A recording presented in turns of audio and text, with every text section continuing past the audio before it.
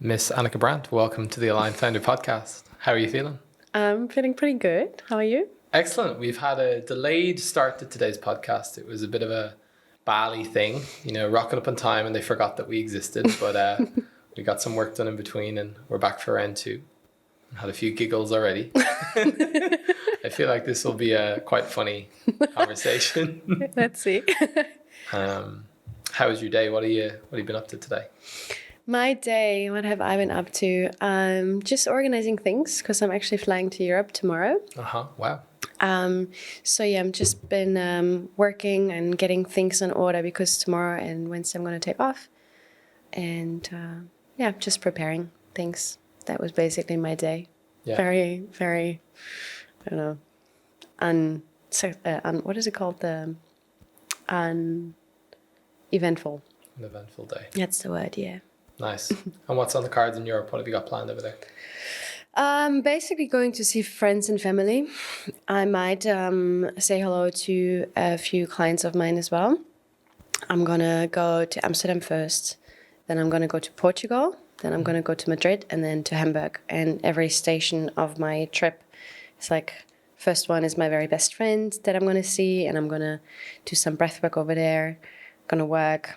Portugal is basically just a reunion of friends from Bali that now live in Portugal. Mm-hmm. And Madrid is another friend that I know from Bali that now moved to Madrid from Barcelona. And Hamburg, friends and family. Which is where you're from? Yes, exactly. Born and raised, job? Yeah, I mean, born, yes, raised in the countryside, just an hour outside of Hamburg. So I'm more like a country girl. But my heart feels closer to Hamburg, yeah. Nice. Mm-hmm. And you kind of gave away a few little hints there, but one thing I want to preface this with is that we're doing this interview from Bali, which is the first actually interview on this podcast that's broadcasted from Bali, which is kind of cool. The rest have all been in Berlin, so maybe we'll bring a bit of a different vibe. But I would love for you to, give a little bit of like an introduction, maybe 60-second overview of like who you are and what it is you do, the kind of CV, if you like. All right. I'm Annika, born and raised in Germany. One hour outside. Passionate surfer, paddle player, dog lover. Mm-hmm. I have, surprisingly, a dog business. Named after your first dog? Named after my first dog, exactly. Producing eco-friendly dog products. I also have a design agency, which is basically my background from what I studied. And I am just in the process of building a nice project up in Sumatra on a very small surfers island. And I'm a breathwork practitioner too. Mm. Yeah, I think that's about it. It's many hats. Yeah. Quite a closet of hats you have. I know. I like them all. If you had to choose one, which one would it be? Mm-hmm.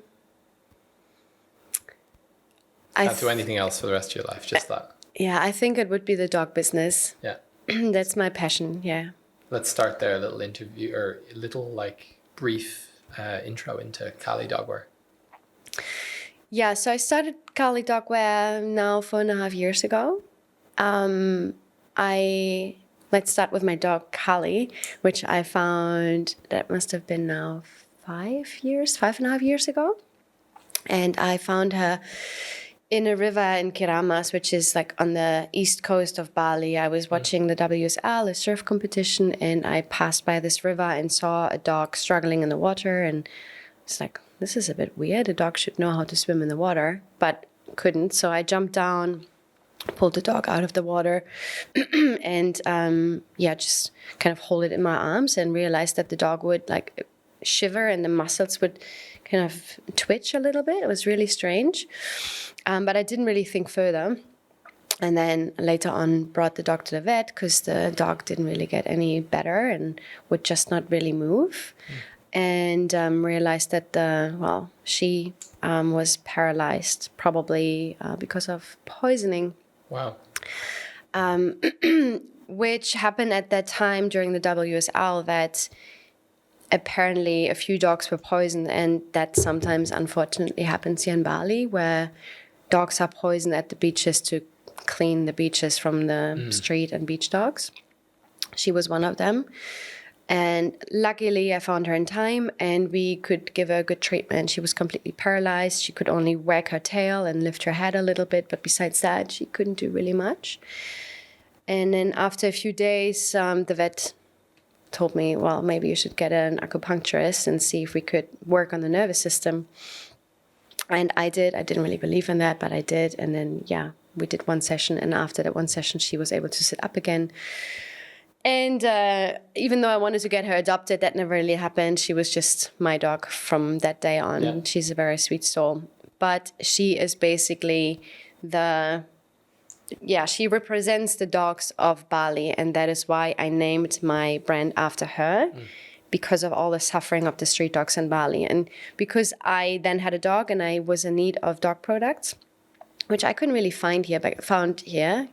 It was then, about 5 years ago, I could only find like really trashy plastic collars and not really nice beds. And I really just like nice designed stuff. Mm-hmm. So then I started to do some research about recyclable materials, about natural materials, how I could maybe create a collar that is a bit more sustainable of what I've found here.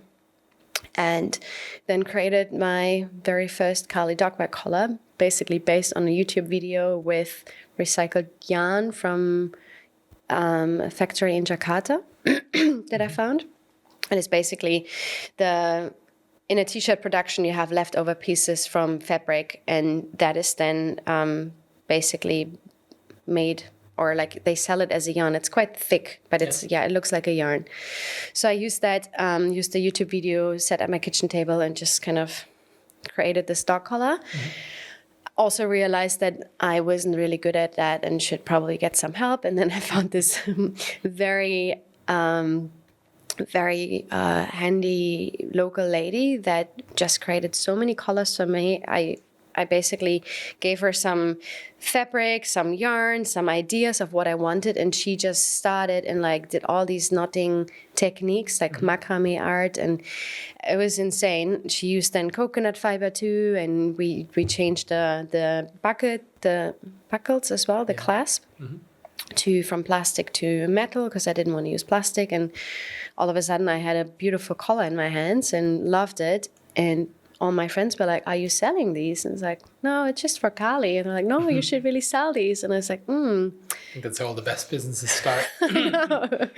Exactly. All of a sudden, I was like, well, if I sell these, I could donate profits to the street dogs in Bali, and I could maybe generate a sustainable income to actually help them here and make a change for their lives. Because all my friends were rescuing dogs and always asking for donations and money. But that's not really sustainable. Sure. So then the second product was born pretty fast after that. It was a dog bed filled with coconut fiber. Mm-hmm. I really wanted to make sure that I use either natural or recycled materials. And then with the dog bed, it really hit off. And people were just asking for these dog beds because that was very new here in Bali. I still think they look really amazing. Yeah. It's a very nice design. And people were just craving that for their homes as well, to have actually nicely designed dog beds. Because in Bali, you got these beautiful villas that everything looks so perfect. And then if you got a crappy dog bed in the corner, it's like... They look quite cheap, and they don't really last long either. And I really wanted to create a lasting dog bed, that fits your nice villa. Yeah. And is not, bright orange with tiny kittens on it. Mm-hmm. So it's more the natural look. And then I realized that there was a business, and I could combine all my passions that I had, helping the dogs and helping street dogs. There's a nice side story to it, because I wanted to become a vet my whole life. Since I can think, I wanted to become a vet and did everything to get accepted at university, but I just didn't make it, and then started working for a big animal clinic in northern Germany, to realize 3 months in that I was allergic to all animals. Including dogs, or? Any animal, really, it's all of them. They had horses, and they had smaller animals too, and like basically all of them. I was just sick the whole time. I was like, why am I sick the whole time? And I did a test, and allergic to all of them. Still? Yeah, I'm still allergic, especially cats, actually. I'm still allergic to dogs, but not my dogs, which is Interesting. which is really interesting, and that can happen for sure. Also, of course, if animals are in an environment where they are stressed, they release hormones, and that can cause deeper allergies. Yeah. But yeah, that is a nice side story to years later now coming back to actually working with or for animals again. Yeah. So yeah, that's my very deep passion. It's great. Love that. Thank you for sharing. Yeah, you're welcome. So we've learned about Kali and her backstory. I'd like to learn a bit more about Annika's backstory. My backstory. So you mentioned growing up in Hamburg and then wanting to be a vet and not doing that. So what did you do instead? Yeah, that was pretty difficult for me, because then all of a sudden my lifelong dream of becoming a vet was just crushed. And I had to find something else. I then wanted to turn one of my passions into my job, which was photography. And I applied to work with photographers. And one photographer basically told me, don't do that. Learn something like design and add photography and do that on the side, but only photography is not a great idea. Yeah. That's how I then stumbled across design studies and applied at a private university in Hamburg. And then I started studying design with photography on the side. And I did that and really, really enjoyed it and loved it. Probably good for shooting your dog beds a few years later. It does help. It does help. Honestly, like being a designer and photographer is such a good setup to start your own business. Yeah. You can do it. I did everything on my own, everything. I built my own web shop. I shot all the photos. Yeah. Everything. Perfect. Yeah. And so what was your kind of first forays then into that world, into combining those skills and going out and working in the world? What did you start to do after you studied? I started working for a design and marketing agency in Hamburg. Okay. I stayed with them for 5.5 years. I really liked it. I started as a junior designer, and then over the years, I became the team lead, the key account manager for our main clients. I was responsible for big accounts. And I really, really liked it, to have so much responsibility, leading teams in such a short amount of time as well. Yeah. It was a very small agency, and we grew our team from, I think we were maybe 3 at the start, and then grew it to, I think, 9 in the end, when, I basically then left. Yeah. And it's funny, we had a mutual connection where last summer I was doing a podcast in Hamburg, and you're like, oh, Michael Troutman, who you used to know from that same network. Yeah, that's true. The media world, design world, agency world is really small in Hamburg. Everybody knows everyone. And of course, Michael Troutman is one of the names you should know if you're working in an agency. Sure. So I was really surprised that you then met him and talked to him. And I was like, oh, this is really, that brings back my old life that I was living for so long. And that I left behind, basically. Totally. Well, part of how myself and Michael were introduced was over the topic of breathwork, which was something that basically I had the pleasure of introducing him and his business partner to. So that's something that you've strayed into and found yourself here in Bali, studying in the same school as me. And what I love is I suppose, how you've kind of got a foot in both worlds, how you've come from this, marketing and business background in Hamburg, and then later obviously setting up your own business here in Bali, but then having this other side as well, which is the facilitator breathwork side, which is something that obviously with our company, that's what we do as well. So I'd love to hear, based on your lens now, like in the way you see the world, having done that breathwork training now here in Bali a few years ago, how would you look back on the way you were living at that time in Hamburg? Like, where in your nervous system window would you say you were living at the time? Fight. Fight and flight.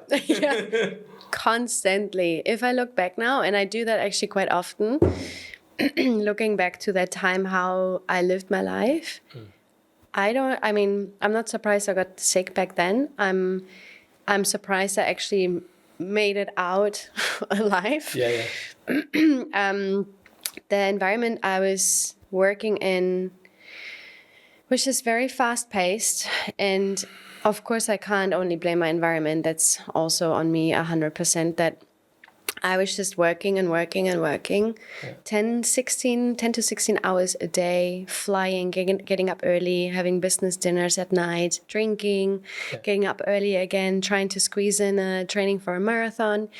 And Wow. and basically, my whole life was a marathon back then. I was always rushing. I was rushing to the taxi, to the airplane, back home, back to the laptop, back to the phone. I had to still finish something. I don't even remember much about what I did outside of that. I remember I was running a lot and I was working, but besides that, there's so much of a blur when people are like, oh yeah, but we did this and that, and I sometimes just can't remember even, and that's quite alarming, I think. That I was just so in this bubble, and I couldn't even like wind down properly. Like I couldn't take days off without thinking about work and wanting to work, and I was just so hyped up the whole time. So yeah, I was really in a fight and flight response the whole time. I literally don't know how I did it for so long, but I'm happy that I'm out of that.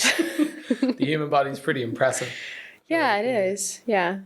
And so, as I said, once again, looking back on that with the 2020 vision you have now, what would you say it was in you, like in your, let's say, upbringing or deeper whatever patterns that were there, that kind of drove you to think that that's normal and I should be doing this and this is great? What was the story running under the surface? That's a good question. I think, first of all, I've been brought up in a way that I just learned that I have to work for something if I wanted it and to be successful. So that was always in the back of my head.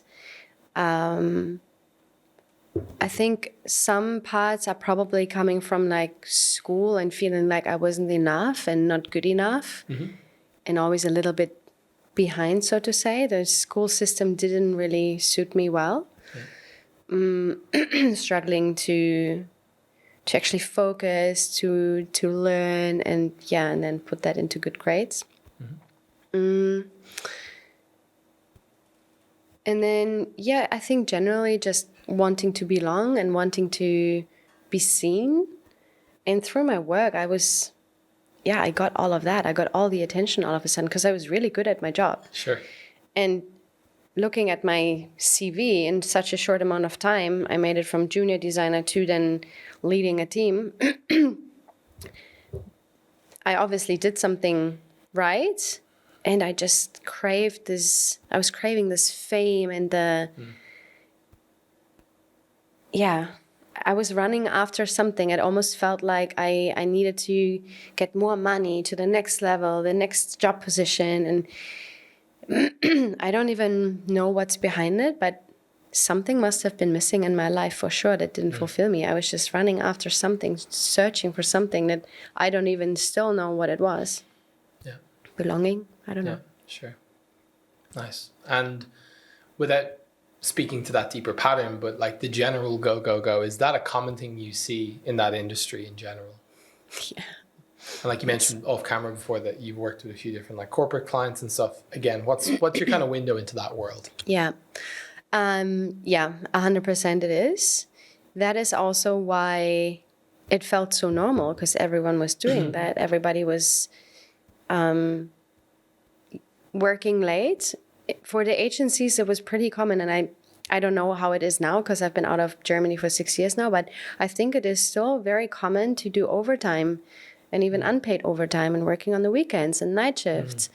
And back then, if you were working in an agency and you didn't work until like 8 or 9 in the night, like are you actually, working in an agency? It came with some sort of status like to work late. Kind of thing. Yeah, everybody was bragging about how much they work, me included. Yeah. And it felt so normal that this is how it should be. And the more you work, the better you are, the better of a human you are almost. Yeah, yeah. And on the corporate side, of course, as well, there's a lot of, how can I say that? How can I phrase that? There's a lot of competition. Everybody wants to be seen as well. Everybody wants to make the cut, wants to, get promoted. So yeah, of course you have to stand out, and most of the time it's with overtime. How does that differ now to your perspective, like as a business owner and having employees and having systems? Yeah, it's actually really funny because before I came here, I had to ask my team if they could do overtime this week. But I think you're not going to give them a badge of honor. No, I know. I'm a bit bad about it because, in my opinion, doing overtime is just mismanagement of time and expectations, and I don't really want to do that. And sometimes it happens. But for my team, they're always free to do overtime. I always ask them. I don't take it for granted. Yeah. It's always paid. So, yeah, it's funny that I talk about overtime when I asked them earlier. How many's on the team? We got now 4 designers, 2 project managers, and me. Cool. Yeah. Slowly growing. That's which company? That's the design company. Oh, that's the design company. Yeah, for Kali Dogwear, for the dog brand, we rarely do overtime because we don't really have a client sitting in the back waiting for something. Yeah. So that is then our own time management. For Kali Dogwear, I think we have around 8 employees. Yeah. And there's a store here as well, yeah? Yeah, there's an extra shop here combined with the production. Yeah. We have our own in-house production. To really know how we produce, see the quality, know that it's produced in an ethical way as well. Yeah. And yeah, we do have 30 partnerships now in Bali, I think about 30. Yeah. We had wholesale orders from across the world, US, France, Australia. We are now on the fence of getting into the German market. We're just in the process of signing contracts and slowly bringing it home. Yeah. Nice. Well, we'll come back to that. I want to, that to be the big crescendo at the end. But let's get back to the dysregulation of the corporate environment. Ready for it? So you mentioned you had some health challenges that kind of was part of the reason to allow you to get you to leave that world. Yeah. So what happened? I was burned out. Sure. What was the symptoms of that, or how does that look? So basically when I crashed at work, I was at work at like 9 p.m. in the office, and I don't even know what happened, but I was completely overwhelmed and just started crying. And my boss back then, who also never forced me for overtime, he was an amazing boss. I really have to point that out. He saw me sitting there and he was like, "Are you okay?" And I was like, I don't know what's going on. I didn't know what was going on. I just had this like whole collapse. And he sent me home and he said, "Don't come back to work for a week. See how you are." And yeah, I was extremely restless. I was tired but restless, which is a very weird feeling. Yeah. I couldn't sleep properly. During that time, I often spoke in my dreams. I would like just wake up and speak. I would start walking around sometimes. If I was very stressed, I would just kind of start walking and do things at night. And just not really knowing where I belonged anymore. It felt like I was lost. I was once he sent me home, I was sitting on my couch the next day and I was like, what am I doing here? Like, I want to work, but I couldn't really, I couldn't rest. I couldn't really do anything, but I was so exhausted in my head, my mind was racing. And just this like constant state of overwhelm where I just couldn't handle my emotions. Everything just brought me back to a little emotional collapse.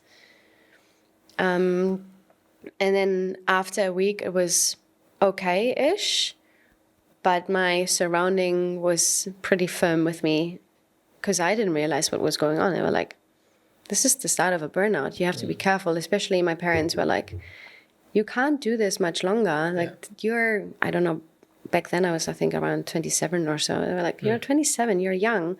You're just ruining your health. And once it happens, it might be that you can't ever recover from it. And I didn't even realize that this is a chance because I didn't know much about burnout back then. it wasn't a really We don't know big the topic. capacity of our body until we push it to its limit, kind of thing. Yeah. And then you also don't know, can you actually push back from that? Yeah. So that was really scary. Once I was at this state, it was really scary. But also, I didn't really have the right awareness about my health back then. I didn't know what was going on. I couldn't really feel into my emotions and my physical well-being, which now has completely changed, also because of breathwork. Yeah. But yeah, back then I didn't really realize. And if my friends and my parents wouldn't have pushed me to slow down, I wouldn't. I would have done it exactly the same way. Start over again. Keep running, get the energy back, and do it again. Yeah. Yeah, it's a fine line, isn't it? Yeah. And so what happened after that? After that, I wanted to do a sabbatical. So I took 3 months off, went to Canada, rented a camper van, drove around Canada all by myself, then stayed in Vancouver for a while. And I met this guy on a bus, and he just got back from the ski mountain. He was like, I'm working at the ski mountain. I'm working half the day, and the other day I'm just snowboarding. Why don't you just come and do that as well? You can apply. Here's the number. And I was like, oh, cool, I'll do it. Yeah. And even though it was a sabbatical and I was supposed to take time off, I kind of felt like I wanted to do something. So then I started working at the ski mountain and was working part-time, maybe 3-4 hours a day. And then I could go snowboarding for free because I was working there. Yeah. So it was the perfect mix of having a little bit of a social interaction in a little team. And we would go out for drinks at night and go snowboarding together during the day. And I just realized this life was so simple that I just don't need much. I don't need, being put on a pedestal. Yeah. I don't need promotions. I don't need this huge amount of money to be happy. All I want is to actually live my life and come back to myself and do what I really enjoy. That's what I realized at the ski mountain in Canada. Which was, it was the best outcome from the sabbatical. So I basically knew once I would go back to the agency, I need to talk to my boss. We had an agreement that after the sabbatical, I have to stay for a little bit with them, which is totally fair. And I also told them, look, at some point, I'm going to go. Let's find a replacement. My passion is gone. I can't move further up anymore. There's no other position I can reach because I reached basically the top. Yeah.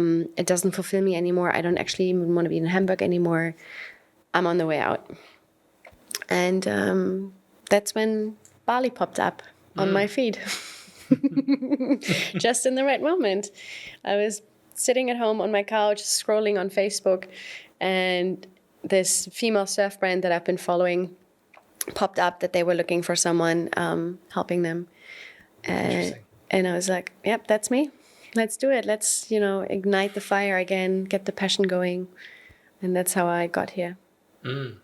So moved to Bali what year? 2017. Okay. Yeah. Wow. Yeah. And so how's that journey been? Just coconuts and beaches the whole time and relaxing and I mean, I think that's what everybody wants to hear, right? Because that is the idea of people moving to Bali and you're just sitting on the beach with your laptop and drinking a coconut. But ironically, for most people who come here, they end up doing so much tourist stuff that it can't be relaxing anyway. No. With all the traffic and stuff, it's so intense. It is. Yeah, no, it is. Back then it was a little bit better with the traffic. But yeah, I got here. Actually, what I didn't realize is that there's this whole thing called digital nomads. Wow. I went to a co-working space and there were so many people doing the same thing like me. And I was like, what? This is something? This is a trend? Yeah. Is this like people do that? I thought I was the first one.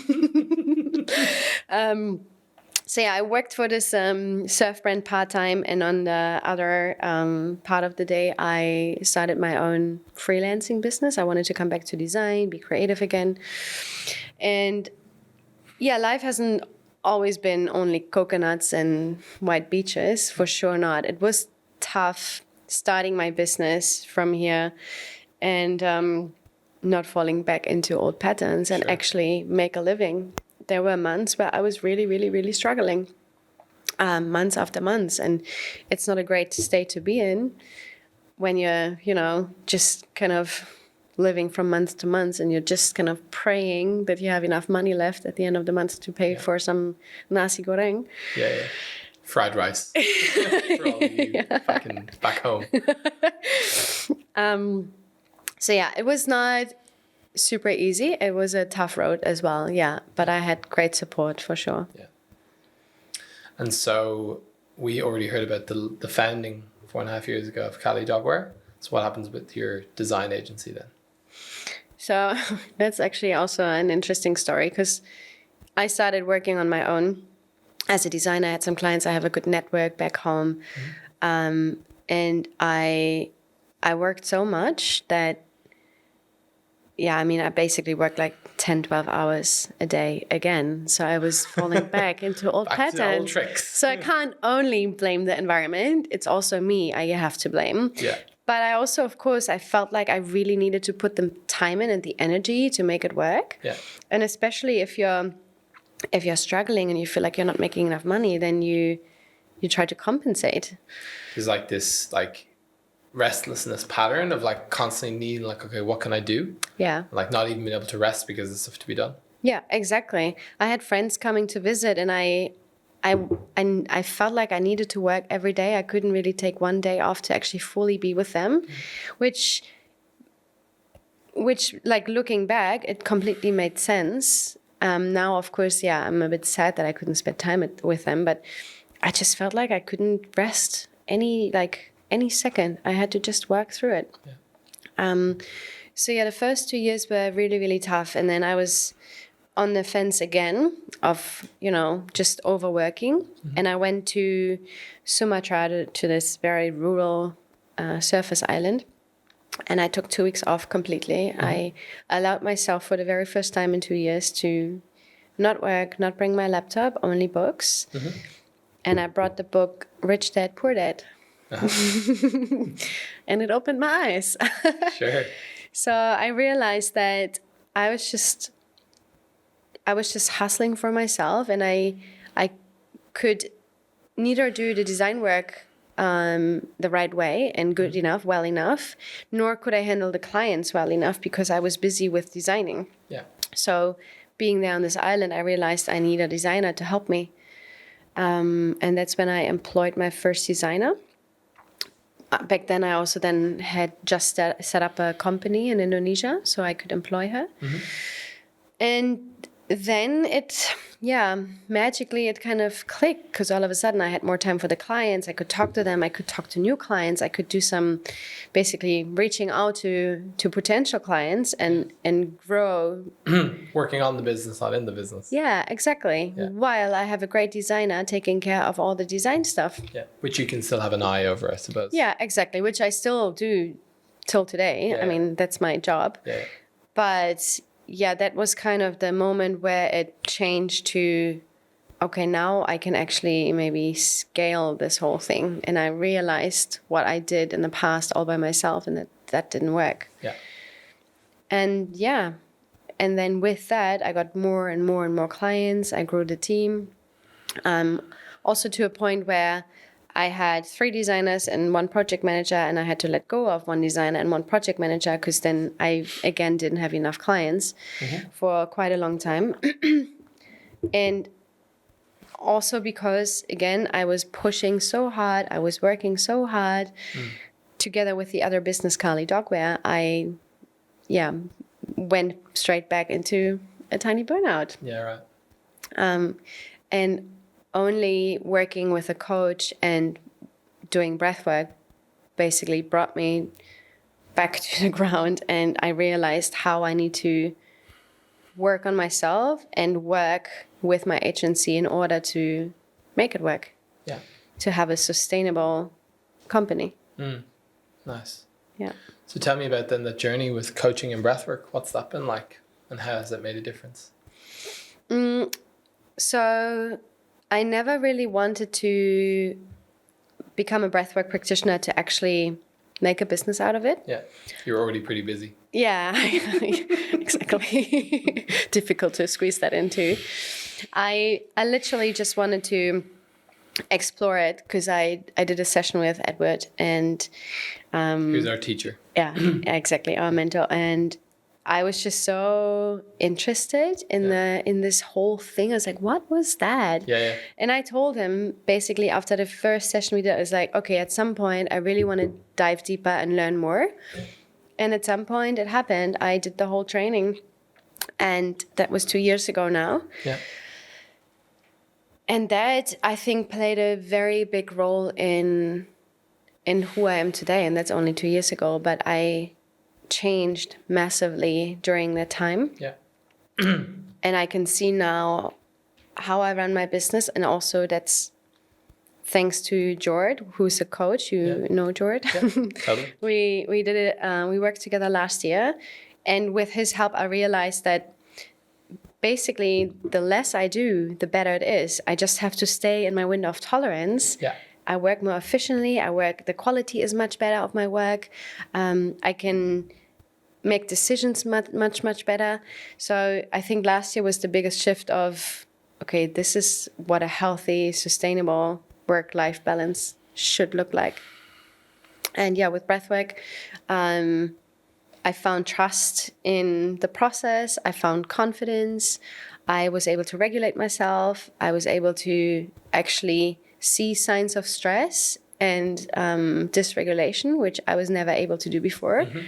So 2 years ago, I realized in what state I was back in Germany. It's like, this is unbelievable. Yeah. And now I'm like I'm very sensitive to these things. Like the minute I feel like I'm dysregulated, I step a step back and regulate myself, take it easy in order to then come back again in a healthy way. What's been the hardest thing about learning to do that? Accepting that I can't push through. The hardest thing is really to have the trust in that stepping back will actually elevate whatever you're doing. Mm-hmm.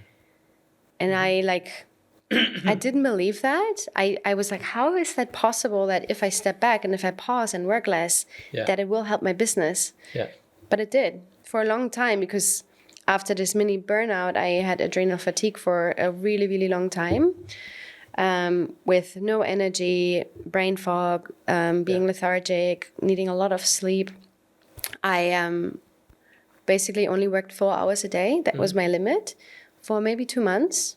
And I realized that I don't have to work much harder. You can get it all done, yeah. Yeah, it works. I think for me, it's been one of the hardest things has been feeling like I'm letting people down by having to cancel things.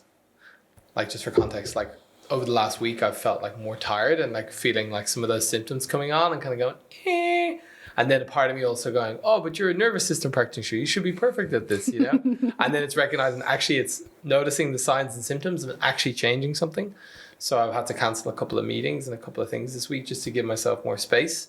And it's like, I noticed that just doing that, it's like, oh, God, thank God. And it does make everything so much easier. And it's better in the long run, ultimately. It does. But I think the two keys are, noticing it, being able to feel in the body what that feels like and identify it. And the second thing is then actually being able to act on it and not being driven by fear to be like, no, I need to push through. Yeah. I can't let people down. Yeah.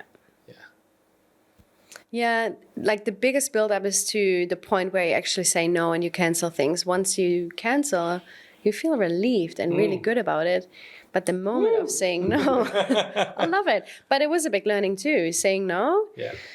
I learned that with breathwork too. I said no to so many things during the practitioner training just because I was exhausted, and it just takes a lot from you. Yeah. It's like, it just feels so nice to really just listen to what you need. And like, I come first, but no one else. Yeah. But that's a complete shift in your mindset. Totally.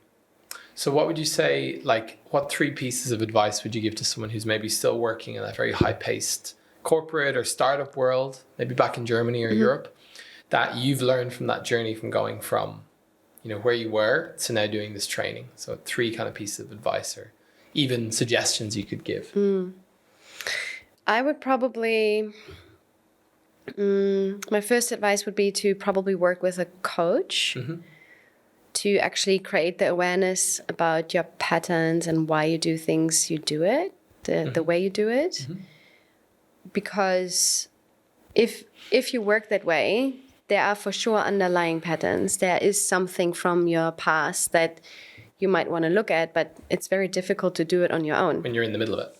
It's kind of what we said earlier when I was saying what was really driving that behavior. Yeah. And like, maybe if we had another hour, we could go into that. But it's like that idea of like, if we find what that thing is, it can be an irrational fear or a thought or a belief. But if we can identify what that is, we can kind of see it for what it is, and it stops kind of being the puppeteer running the show. Exactly. Yeah. But it's very rare that you can find that on your own. Like I wouldn't be able to. So I think that would be my first advice, work with a coach. Second, something that I learned that Jord actually told me was something along the line, my felt 100% that I'm giving a day might be someone else's 170%. Sure. So I don't have to always give so much. I can basically probably cut it in half and I'm still doing more than enough.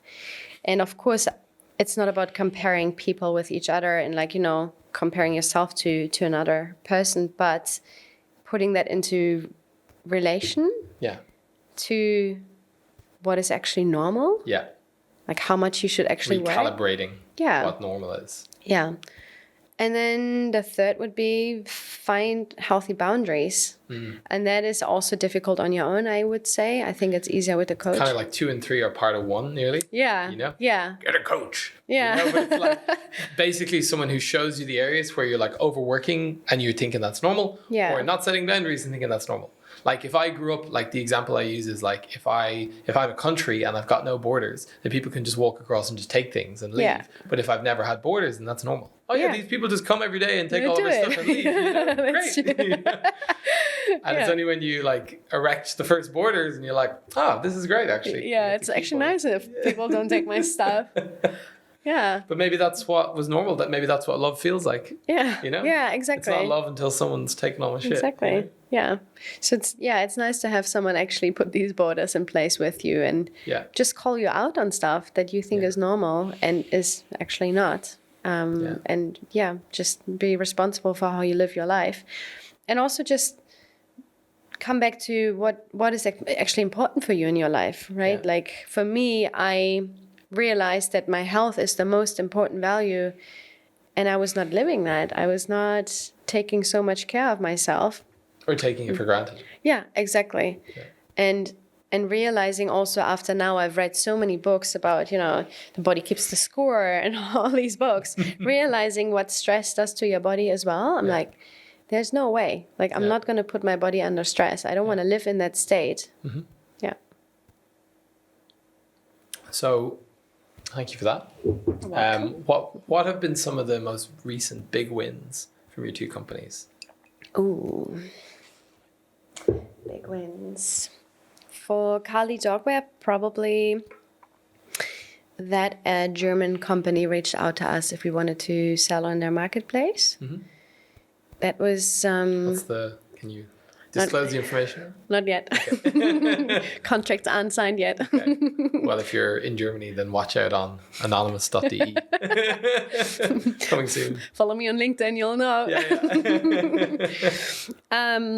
That would be probably the biggest one from just recent events. For the design agency, I would say winning a massive corporate client and growing with that client over different countries, different departments. And with that, also then growing the team. So, over the past, I would say 6 to 8 months, we've been just constantly growing. I've been hitting all the numbers I wanted to hit and exceeded them. So that is, a massive win for us. Are we allowed to mention any of your clients? It's... Because you posted on LinkedIn, I saw, because I'd just been in Germany and like in Berlin and ordering lots of food on Volt. Volt, the delivery service app. They are one of our clients. And it's interesting because we are quite a small agency, but I've always worked with corporate clients. And I love it. I know the corporate world so well. I know how it works internally for them, how budgets works, processes, deadlines. So it's been really super fun for us. And yeah, working with such a nice client, not only the team, but just an interesting client that is just starting to grow in Germany as well I love it. Yeah, it's great. Yeah. And you mentioned something about a famous magazine as well. Oh, yeah, we got featured in Vogue with Kali Dogwear. Uh-huh. It was maybe 2 years ago. Uh-huh. Yeah. Around the time you started doing less?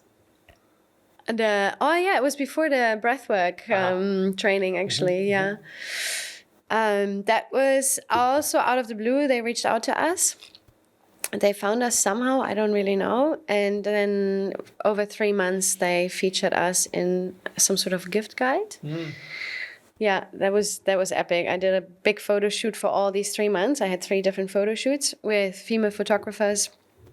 And but that also led a little bit to overworking. You sometimes get a bit excited. Yeah. It's harder because I think when you're doing a job that's just for making money or recognition, that's one thing. But when it's something that you're really passionate about, something I sometimes struggle with as well, which is there's so many things I love doing that are so exciting that are all very dharmic and purposeful. And I'm like, why am I human? I know. Hurry up, Elon. Exactly. Give me a robot battery. Yeah, if you see all these opportunities, and then, of course you have to then prioritize. But if you see all these opportunities, and I can literally see the big picture, I totally believe in the brand. I can see where we're going to head. And I wish everything was just faster.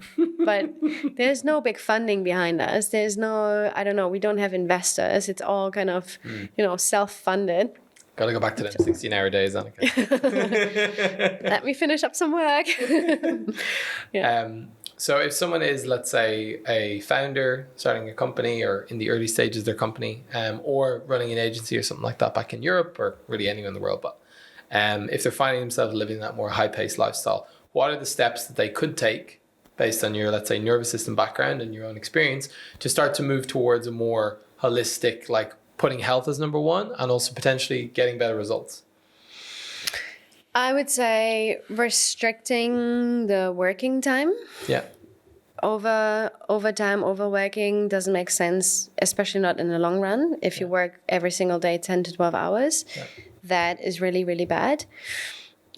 Prioritizing your sleep. Make sure that you get good quality sleep. In order to do that, there's so many things you can do. No alcohol, not eating too late. Get an Oura ring. Get an Oura ring. Here's my code for you. Yeah. Link in bio.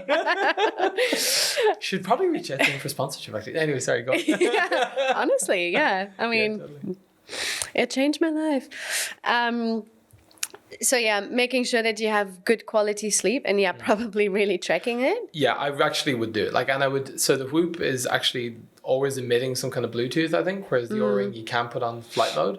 So I like that just as a kind of gamification of sleep, which is actually something that's the lowest hanging fruit in many ways for just a health marker we can track, other than breath, of course. But being able to correlate between, I feel like crap today, but I slept 8 hours, and then you actually look at, no, you slept 5.5 hours. Exactly. That makes sense, And then realizing actually then when we start to I want to go to bed at 9:30 because I want to get a good score. Yeah. It's actually better for my health and it's gamification. Everything. Yeah, totally.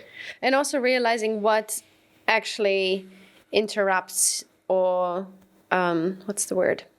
Impacts your sleep. Impacts your sleep, that's the word. Yeah, impacts Alcohol. your sleep. Yeah, exactly. I really learned with the Oura Ring what impacts my sleep, and that was alcohol for sure. So now I choose very wisely. If I have 1 glass of wine just for the taste of it, if then my score is going to go down and my sleep is going to be impacted. And eating late at night, and of course stress as well. I know exactly if I'm stressed, my sleep is going to be crap. Yeah. And then it kind of spirals, right? If you can't recover from your day, then you're even more stressed, and you can't. More coffee. And more coffee. You can't handle the stress, and then it's just a spiral down. So I would. What was the initial question? Advice for someone who's living in the high-space lifestyle, wants to move into more regulated way of doing business. Get an Oura Ring. Work with a coach, get the Oura Ring, get your sleep dialed in, have firm boundaries around work and how much you work. Yeah. And if you take work at home, and basically be super firm about that. And then find ways to regulate yourself, to regulate your nervous system. Do breathing exercises, meditation, sauna, ice bath. There are so many ways how you can Connected breathwork. how you can work on that. Because we actually have that in Germany now. This is the great thing. Yeah. It used to be come to Bali. Exactly.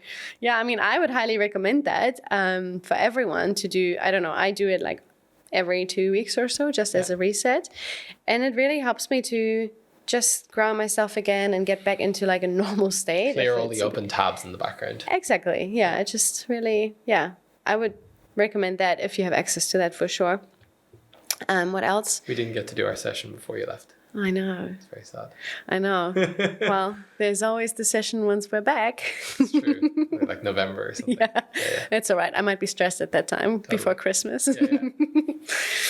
Good food is also something that can really, impact your well-being. Just ticking all the boxes, really. Yeah. And also being aware of what's really important in your life. Is it actually making your boss richer and happy, or is it actually your own health and well-being? And what do you want to get out of your life? Because life is so rich. Yeah. Once you don't work 16 hours anymore. Yeah. Lesson learned. Yeah. What's next on the horizon for Miss Brandt? What's next on the horizon? I think the biggest one is the building project in Sumatra. That's taking quite some time now. It's already, I think, 3-4 years. That's going to be really interesting. Building a property business or hospitality business in Indonesia on a rural island. That is next level. What else is there?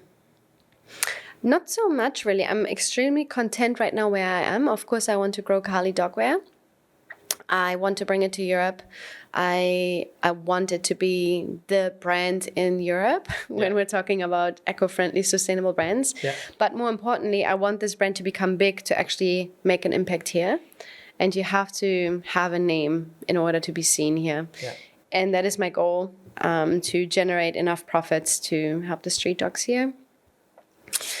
And become better at surfing, paddle, and becoming more healthy and more aligned. And I think, but I don't really have these like big events or North Stars on the horizon. I feel really content and happy where I'm at right now. Sounds very untoxic. I know. I'm sorry. What about making millions? You gotta be more worthy, Yeah, exactly. I just want to fly business class. So we have a tradition on this podcast where the guest actually sings a song to close this out. The guest? Yeah. You didn't tell me. I did, yes. So you ready? No, you didn't. No. I'm only joking. Oh my God. That's all from Miss Brandt today. Thank you very much for joining us today, Annika. Thank you so much. I think we've earned our sleep. We had to wait up late to record this, and it was definitely worth it. So yeah, it was. Any final words? Yeah, I'm happy we did this now. Yeah, and it will not impact our sleep too much. We'll check on the aura. Sure. I think it's empty. I need to charge it. No, maybe I don't. All right. Well, safe trip, and thank you. See you again soon. Yes, see you.